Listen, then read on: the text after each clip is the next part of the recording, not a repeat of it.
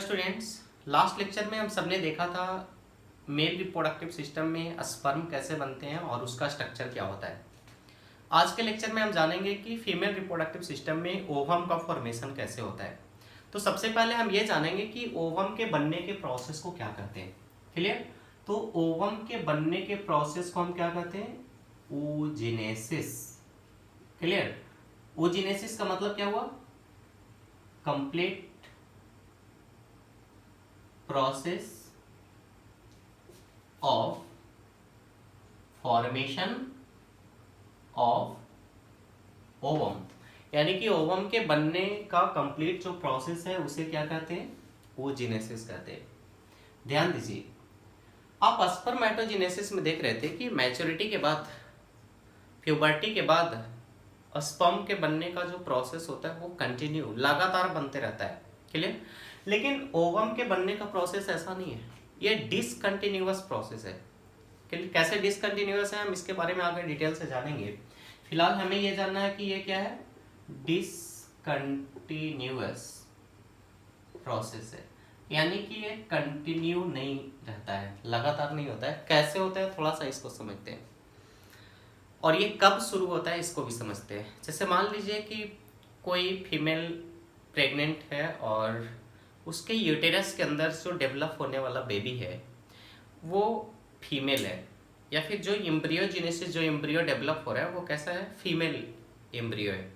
अब जब एम्ब्रियोजेनेसिस होते रहता है, यानी कि जब वो जेस्टेशन पीरियड में है, तो जैसे ही वो फीमेल फीटस यानी कि छोटा एम्ब्रियो जो यूटेरस के अंदर डेवलप होते रहती है, उस यूटेरस के अंदर डेवलप होने वाले छोटे एम्ब्रियो के ओवरी में या गोनैड्स में ओवम के बनने का प्रोसेस स्टार्ट हो जाता है। मेल के केसेस में हम क्या देख रहे हैं? मेल के केसेस में स्पर्म का बनना कब शुरू होता है? प्यूबर्टी के बाद। उससे पहले स्पर्म के बनने की कोई एक्टिविटीज परफॉर्म नहीं होती।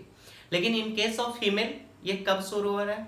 जब फीमेल बेबी यूटेरस के अंदर डेवलप हो रही है, जब एम्ब्रियोजेनेसिस हो रहा है, उसी टाइम से ओवम के बनने का प्रोसेस शुरू हो जाता है। क्लियर? जब वो फीमेल बेबी यूटेरस के अंदर 1 मंथ की होती है, जब वो एम्ब्रियो 1 मंथ का होता है, उसी टाइम ओवम के बनने के प्रोसेस शुरू हो जाते हैं। क्लियर? और उस टाइम क्या बनता है? तो उस टाइम बनता है प्रीमॉर्डियल जर्म सेल। क्या बनता है? प्रीमॉर्डियल जर्म सेल। और वो डेवलप होने लगता है किस फॉर्म में? ऊगोनिया के फॉर्म में। क्लियर? किस फॉर्म में डेवलप होने लगता है? ऊगोनिया के फॉर्म में। ध्यान दीजिए, जब वो फीमेल फीटस यूटेरस के अंदर डेवलप होती रहती है, उसी टाइम मिलियन ऑफ उगोनिया फॉर्म हो जाते हैं, लाखों की संख्या में। अप्रोक्स 70 लाख उगोनिया बनते हैं। और जब फीमेल फीटस का जन्म होता है, तो जन्म होते टाइम बहुत सारे उसमें उगोनिया डिस्ट्रॉयड भी हो जाते हैं, नष्ट भी हो जाते हैं, सबके सब नहीं रहते, लेकिन अप्रोक्स बनते कितने हैं? 7 मिलियन तक, 70 लाख तक उगोनिया बनते हैं। लेकिन जन्म के टाइम उगोनिया कितने होते हैं? अप्रोक्स 20 लाख के आसपास। क्लियर? कितने होते हैं? 20 लाख के आसपास। और ध्यान रहे, बर्थ के बाद, जन्म के बाद सिंगल उगोनिया का फॉर्मेशन भी नहीं होता, एक भी नहीं होता। जितना बनना होता है वो बर्थ से पहले ही बन जाता है। तो फिर बर्थ के बाद क्या होता है उसको समझते हैं। बर्थ के बाद वह जो उगोनिया है, वह उगोनिया ओवम के फॉर्म में डेवलप होने लगता है। क्लियर? तो यहाँ पर ध्यान देना है कि ये शुरू कब होता है? एम्ब्रियोजेनेसिस के टाइम से ही ये शुरू हो जाता है। क्लियर? और बर्थ के बाद उगोनिया का फॉर्मेशन नहीं होता, बल्कि वो उगोनिया ही ओवम के फॉर्म में डेवलप होने लगता है, बदलने लगता है। ठीक है? तो ये सारे प्रोसेस को हम समझेंगे कि कब कौन सा प्रोसेस जो है वो बर्थ से पहले होता है और कौन सा प्रोसेस बर्थ के बाद होता है। सबसे पहले हम समझते हैं एम्ब्रियोनिक स्टेज में क्या होता है। तो यहाँ पर बनता है प्रीमॉर्डियल जर्म सेल। ठीक, क्या बन गया? प्रीमॉर्डियल जर्म सेल। मान लीजिए इस तरीके से ये प्रीमॉर्डियल जर्म सेल है। तो ये प्रीमॉर्डियल जर्म सेल में क्या होगा? इसमें डिफरेंशिएशन होगा। क्या होगा इसमें? डिफरेंशिएशन। डिफरेंशिएशन का मतलब समझते हैं? डिफरेंशिएशन का मतलब होता है सेल में चेंजिंग आना, बदलाव आना, है ना? और चेंजिंग आने या बदलाव आने से क्या बनता है? इससे बनता है ऊगोनिया। क्या बनता है इससे? ऊगोनिया। क्लियर है? अब इस ऊगोनिया में क्या होता है? इस ऊगोनिया में माइटोटिक डिवीजन होता है, मल्टीप्लिकेशन होता है, इस तरीके से, है ना। तो ये ऊगोनिया में मल्टीप्लिकेशन या माइटोटिक डिवीजन होने से क्या बनते हैं? तो इसमें माइटोटिक डिवीजन हो रहा है, इसका मतलब क्रोमोसोम नंबर में कोई चेंजिंग नहीं आएगा। ये भी 2n है और ये भी क्या होगा? 2n। सही है, कोई क्रोमोसोम नंबर में चेंजिंग नहीं आ रहा है। जब ये माइटोटिक डिवीजन करेगा या मल्टीप्लिकेशन करेगा, तब मल्टीप्लिकेशन या माइटोटिक डिवीजन करने से क्या होगा? माइटोटिक डिवीजन या मल्टीप्लिकेशन करने से नंबर ऑफ सेल बढ़ेंगे, ऐसा ही होगा। और जो यहाँ पर क्या हो रहा है जी? माइटोटिक डिवीजन या मल्टीप्लिकेशन, यानी कि नंबर ऑफ सेल इंक्रीज कर रहा है। जब नंबर ऑफ सेल इंक्रीज करेगा तो जो नया सेल बन के तैयार होगा, इसे हम क्या कहेंगे? इसे कहेंगे प्राइमरी oocyte। और प्राइमरी oocyte में भी क्रोमोसोम नंबर चेंज नहीं होगा, जितना था पहले से डिप्लॉयड फॉर्म में, ये भी डिप्लॉयड फॉर्म में, ये भी डिप्लॉयड फॉर्म में। क्लियर है? अब देखिए, जब ये प्राइमरी oocyte बन गए तो प्राइमरी oocyte के चारों तरफ ग्रैन्युलोसा सेल, कौन सेल? इसके चारों तरफ ग्रैन्युलोसा सेल अरेंज हो जाते हैं। ठीक है, इसके चारों तरफ सेल है और वो सेल क्या है? Granulosa cell. ठीक है, ये ग्रैन्युलोसा सेल अरेंज हो जाते हैं, तब इसी प्राइमरी oocyte को हम क्या कहते हैं? इसको कहते हैं प्राइमरी फॉलिकल। कंफ्यूज नहीं होना, यहाँ पे समझना है। सबसे पहले एम्ब्रियोजेनेसिस के टाइम क्या बना? प्रीमॉर्डियल जर्म सेल, उसमें डिफरेंशिएशन हुआ, चेंजिंग आया और क्या बन गया? ऊगोनिया। ऊगोनिया में क्या हुआ? माइटोटिक या मल्टीप्लिकेशन। ये सारा चीज यूटेरस के अंदर जो फीमेल बेबी डेवलप हो रही है, उसके ओवरी में ये सारा इवेंट हो रहा है। क्लियर है? अब देखिए, माइटोटिक या मल्टीप्लिकेशन होने से क्या बन गया? Primary oocyte। क्या बन गया? Primary oocyte। और प्राइमरी oocyte के चारों तरफ इसके सराउंडिंग्स क्या अरेंज हुए? Granulosa cell. और ग्रैन्युलोसा सेल के अरेंज होने से जो स्ट्रक्चर बना, उसे क्या कहते हैं? Primary follicle.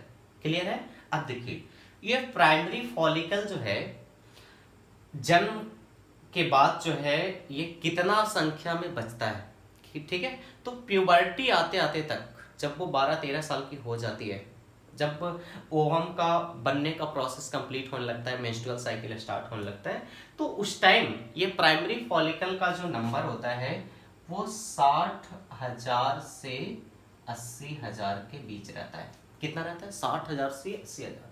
अब देखिए, ये उगोनिया बना कितना था शुरुआत में? 70 लाख तक, फिर जन्म के समय तक बचा 20 लाख तक। उसके बाद ये प्यूबर्टी आते आते तक प्राइमरी oocyte में जब ये कन्वर्ट हो चुका था, तब इसकी संख्या कितनी बची? सिर्फ 60,000 से 80,000 के बीच में, है ना।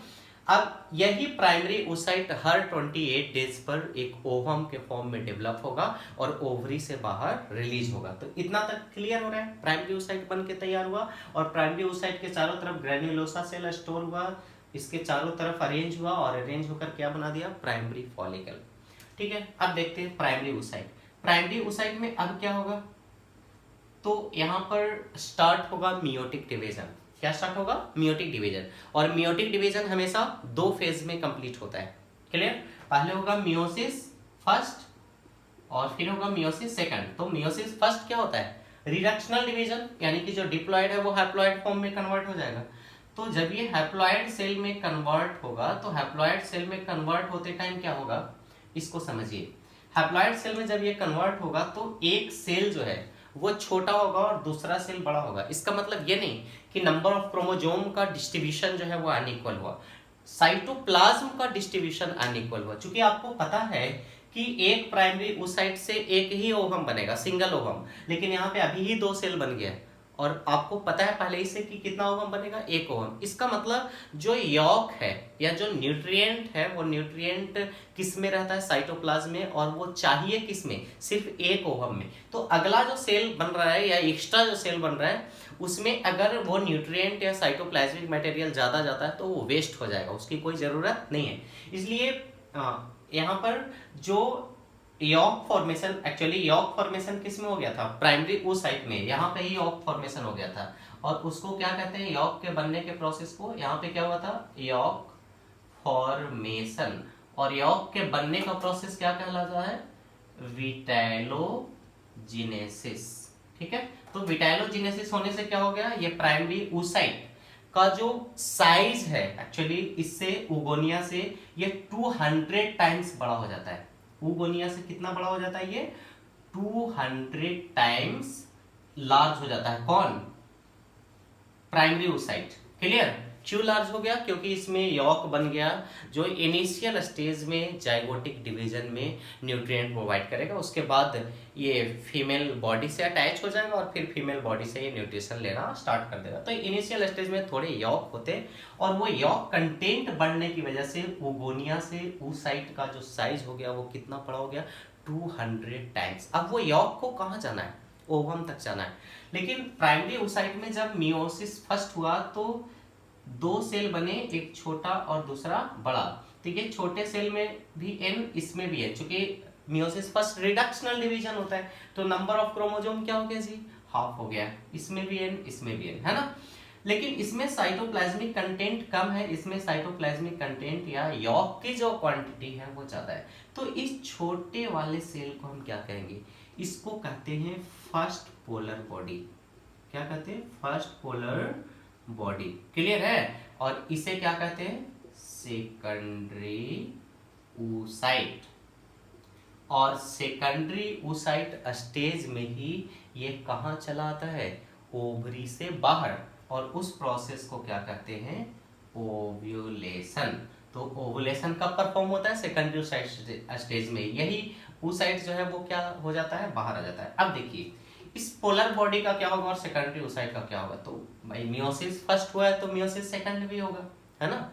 मियोसिस सेकंड होने से क्या हुआ, यहाँ पर भी 2 सेल बना, एक वैसे ही छोटा सेल जिसमें साइटोप्लाज्मिक कंटेंट कम है, तो ये इक्वेशनल डिवीजन होता है, यहाँ भी n था तो यहाँ भी n होगा, ये 2 सेल बन गया।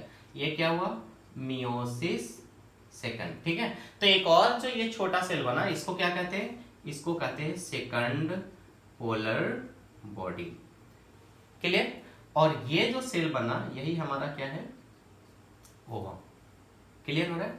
अब देखिए ये ओवम कब बना या मियोसिस सेकंड कब हुआ। क्लियर। तो जब तक स्पर्म का एंट्री नहीं होगा ओवम के अंदर, जब तक स्पर्म ओवम के अंदर इंटर नहीं करेगा तब तक ये मियोसिस सेकंड कंप्लीट नहीं होगा, यानी कि ओवम नहीं बनेगा। क्लियर। तो ओवम तभी बनेगा या मियोसिस सेकंड तभी कंप्लीट होगा या सेकंड पोलर बॉडीज तभी बनेगा जब स्पर्म ओवम के अंदर इंटर करेगा, है ना। After entry of sperm in ovum. Ovum में जब स्पर्म इंटर करता है उसके बाद ही ये मियोसिस सेकंड जो है वो कंप्लीट होता है, और ऐसा होने से एक पोलर बॉडी बनता है और एक ओवम बनता है। तो यहाँ पर कुछ केसेस में इसको भी समझना है, कुछ केसेस में ये क्या होता है, फर्स्ट पोलर बॉडीज भी डिवाइड होकर के क्या बनाएगा, 2 पोलर बॉडीज बना देगा। क्लियर। लेकिन ज्यादातर केसेस में क्या होता है, ये फर्स्ट पोलर बॉडीज ही डिजेनरेट हो जाता है, नष्ट हो जाता है, खत्म हो जाता है, और फिर सेकंड पोलर बॉडीज भी डिजेनरेट हो जाता है। लेकिन कुछ केसेस में ये फर्स्ट पोलर बॉडीज जो है वो डिवाइड होकर फिर दोबारा 2 पोलर बॉडीज बना सकता है। तो यहाँ पर ये क्वेश्चन भी आ सकता है कि कितने पोलर बॉडीज बनते हैं ओवम बनते समय। तो फर्स्ट पोलर बॉडीज और सेकेंड कितने, 2 या फिर 3 भी बन सकते हैं। अगर first polar bodies again divide हो गया, दोबारा डिवाइड हो गया, तो 2 पोलर बॉडीज ये बना देगा और एक ओवम बनते टाइम बन रहा है, तो टोटल 2 भी पोलर बॉडीज बन सकते हैं और 3 भी पोलर बॉडीज बन सकते हैं। एक बार फिर से देखते हैं, एम्ब्रियोजेनेसिस के समय क्या बनता है, प्रीमोर्डियल जर्म सेल, और फिटल डेवलपमेंट के टाइम ही वो डिफरेंशिएट होकर कन्वर्ट हो जाता है किसमें, oogonia में। oogonia में एम्ब्रियोनिक डेवलपमेंट के समय ही माइटोटिक या मल्टीप्लिकेशन होने से क्या बनते हैं, प्राइमरी oocyte। जब ये oogonia प्राइमरी oocyte में कन्वर्ट होता है तो यहाँ पर यॉर्क फॉर्मेशन होता है। ऐसा होने से प्राइमरी oocyte का साइज जो है 200 टाइम्स बड़ा हो जाता है। क्लियर। और यॉर्क के बनने के प्रोसेस को क्या कहते हैं, वेटाइलोजेनेसिस कहते हैं। अब ये प्राइमरी oocyte तक का जो प्रोसेस है ये कहाँ हो रहा है, ये एम्ब्रियोजेनेसिस के समय हो रहा है। ये फीमेल के यूटेरस के अंदर जो बेबी डेवलप हो रही है उसके गोनाड्स में हो रहा है, उसके रिप्रोडक्टिव सिस्टम में हो रहा है। अब देखिए जब ये प्राइमरी oocyte बन गया तो इसके चारों तरफ ग्रैन्युलोसा सेल अरेंज होते हैं, और अरेंज होने के बाद जो स्ट्रक्चर बनता है उसको क्या कहते हैं, प्राइमरी फॉलिकल। और प्यूबर्टी के टाइम तक ये प्राइमरी फॉलिकल का संख्या कितना होता है, 60,000 से 80,000 के बीच। अब देखिए इस प्राइमरी oocyte में मियोसिस फर्स्ट होता है। ऐसा होने से 2 सेल बनते हैं, लेकिन यहाँ पर न्यूक्लियस का डिवीजन इक्वल होता है लेकिन साइटोप्लाज्म का डिवीजन अनइक्वल होता है। जिसमें साइटोप्लाज्म कम होता है यानी कि सेल छोटा होता है उसको कहते हैं पोलर बॉडीज, और जिसमें साइटोप्लाज्मिक कंटेंट ज्यादा होता है उसको कहते हैं सेकेंडरी oocyte। उसमें यॉर्क कंटेंट भी ज्यादा होता है जो फर्दर ओवम में ट्रांसफर हो जाता है।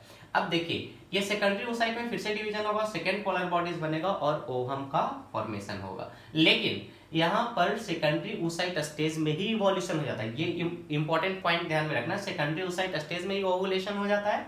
और ओवम का फॉर्मेशन तभी होगा जब फर्टिलाइजेशन होगा। बिना फर्टिलाइजेशन के ओवम का फॉर्मेशन नहीं होगा, वो सेकेंडरी oocyte स्टेज में ही रहेगा, है ना। तो इस तरीके से आपने देख लिया कि एक प्राइमरी oocyte से सिर्फ एक ही ओवम बनते हैं, बाकी पोलर बॉडीज बन जाते हैं जो डिजेनरेट हो जाते हैं, और पोलर बॉडीज का संख्या 2 या 3 हो सकता है। तो इस लेक्चर में बस इतना ही। इसके बाद के लेक्चर में हम जानेंगे कि जो ओवम बनकर तैयार हुआ है उसका स्ट्रक्चर किस तरीके का होता है।